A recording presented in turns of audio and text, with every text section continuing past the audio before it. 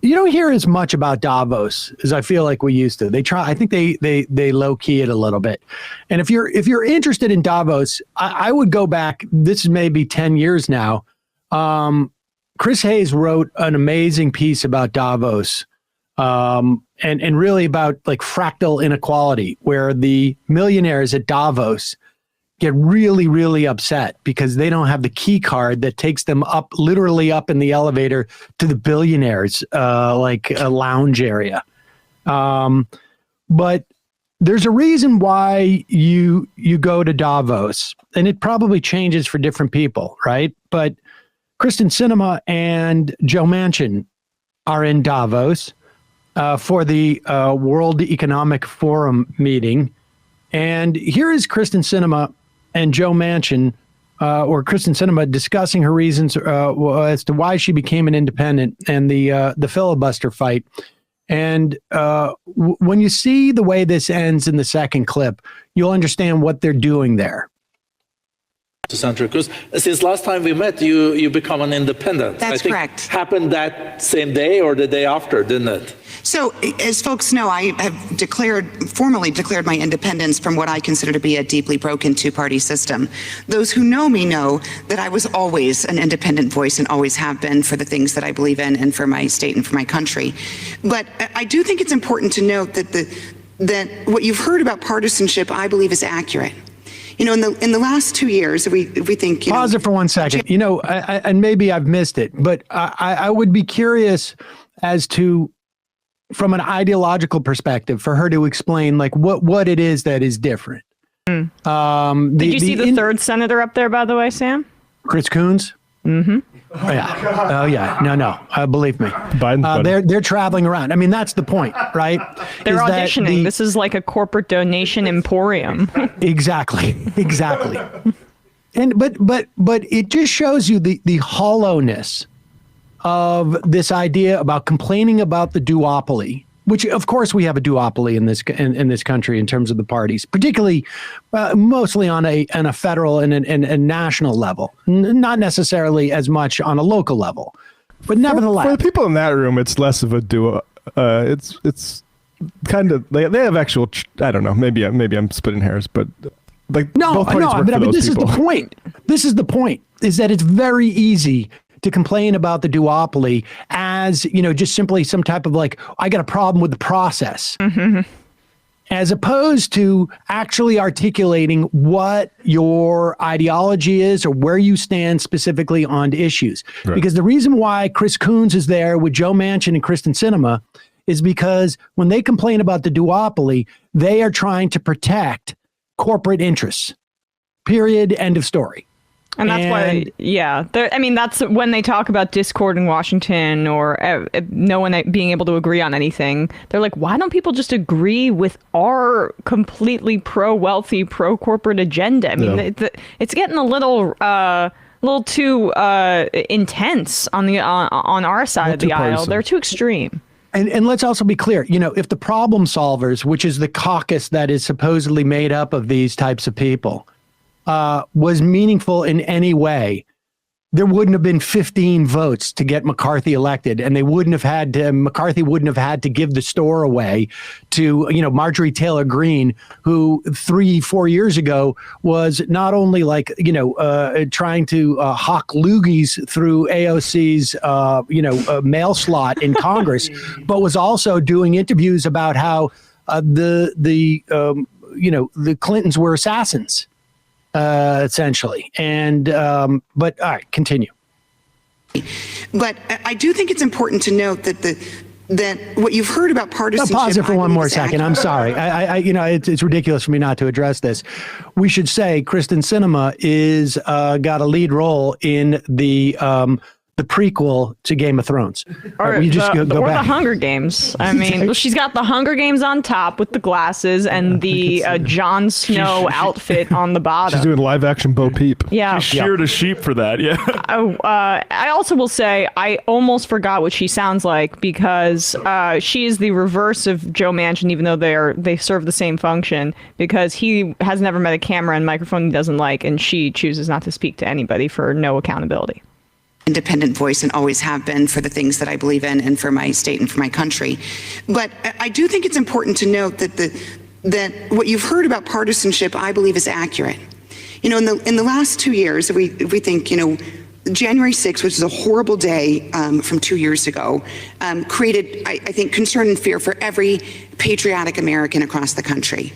But in the resulting 2 years, the Democratic Party shared a narrative that said we would not have any more free and fair elections in this country if the United States Congress didn't eliminate the filibuster and pass a massive voting rights package.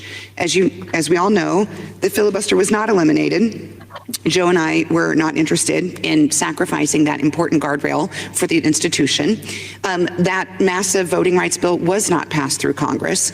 And then we had a free and fair election all across the country.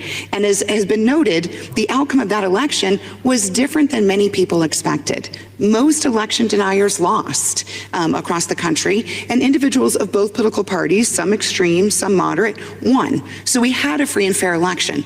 So one could posit that the push by one political party to eliminate an important guardrail in an institution in our country may have been premature or overreaching in order to get the short-term victories they wanted. Let me fast forward to where we are today. Okay, I'm sorry. We just have to pause it for one more second. When she says guardrail, I want people to understand what that means. That means a block on democracy. That's exactly what the filibuster is. I mean, the House has a million problems, but at the very least, it's a majority vote. If something gets passed in the House, it gets passed. It doesn't need a 60-vote threshold to get passed. In the Senate, the filibuster that she's defending so ardently there is a guardrail, yes, for the people in that room, from taxation, from paying their fair share, from the Senate's already an undemocratic institution. When it was a 50-50 split, the 50 Democrats represented 40 million more people than the 50 Republicans. On top of that, what she's defending is an extra piece of undemocracy, which blocks legislation that's more democratic directly from the House. And she's saying that to the people who want the filibuster in place, just so it's clear for people. And we should also add that what she's talking about, this piece of legislation, was not like 2 votes for every one cast for a Democrat. It was essentially a reauthorization of the Voting Rights Act, which had been struck down and decimated by a Supreme Court with a majority of conservative judges appointed by presidents who did not win the popular election. And a Supreme Court, mind you, that eviscerated the Voting Rights Act, despite the fact that the Senate reauthorized it like 98-2 in 2007. But continue. We saw the House of Representatives struggle for multiple days in a row as Kevin McCarthy, dear friend of mine, had to continue conceding point after point after point to the radical right of the GOP, to a point where he's now in an unenviable position that will make it very difficult for us to meet our obligation when the debt limit fight comes up later this year. Those are just 2 examples of the pull that you see political parties giving in order to get everything they want. And again, the problem solvers, which are her people, could have easily resolved that situation by coming up with a candidate, you know, where those, you know, whatever 7 Republicans are supposedly part of the problem solvers caucus could have voted for a moderate Republican that Democrats would have voted for, or there was her way doesn't provide any solutions. It is only, as Emma was just articulating, a way to block things from happening. And why is that valuable? Who is that valuable to? Play this next clip. You'll get a sense. Partisanship serving us? I would posit to you that it's not. And so while some would say that there were reluctant folks working in Congress in the last 2 years, I would actually say that that was the basis for the productivity for some incredible achievements that made a difference for the American people in the last 2 years. And we still don't agree on getting rid of the filibuster. That's correct. Thank you. I was High five right there. High five. The idea that because some midterms went okay, that the threat to democracy is over is extremely unserious and really annoying. And also it discounts the fact that just because voter suppression in 1 year can be overcome doesn't mean that there isn't a tremendous amount that it isn't inhibiting democracy. Because if Democrats have to expend more resources to deal with voter suppression, that is resources they can't put somewhere else and make gains there. But understand why they high-fived each other and why they're there with Chris Coons. They are there to make it clear and to basically, announce to the wealthiest people in the world, we are on your team. What we are doing is to your benefit, and we're going to need funds. Yep, because we're open for business. In the case of Kyrsten Sinema, she's going to be running against the Democrats. And she's going to need a base of funding, and she does not get, there are no constituents. Her average contribution amount is going to be hovering somewhere around the maximum. Yep.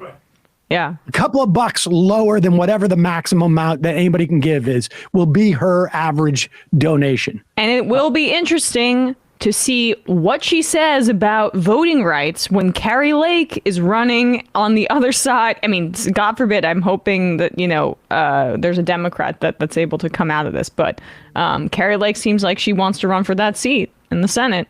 Election denier 101.